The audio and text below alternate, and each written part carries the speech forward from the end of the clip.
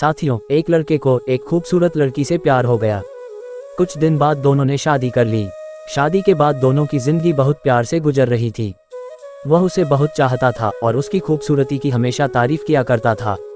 लेकिन कुछ महीनों के बाद लड़की चर्मरोग सफ़ेद दाग से ग्रसित हो गई, जिसके कारण धीरे धीरे उसकी खूबसूरती जाने लगी।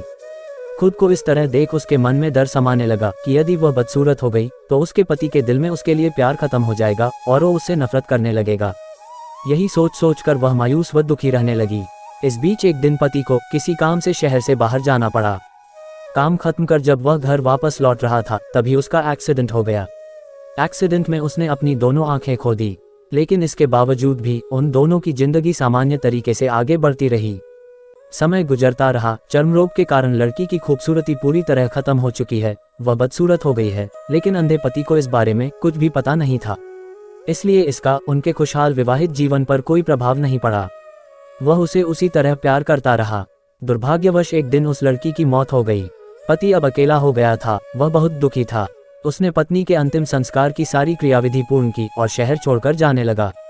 तभी एक आदमी ने पीछे से उसे पुकारा और पास आकर कहा, अब तुम बिना सहारे के अकेले कैसे चल पाओगे? इतने साल तो तुम्हारी पत्नी तुम्हारी मदद किया करती थी।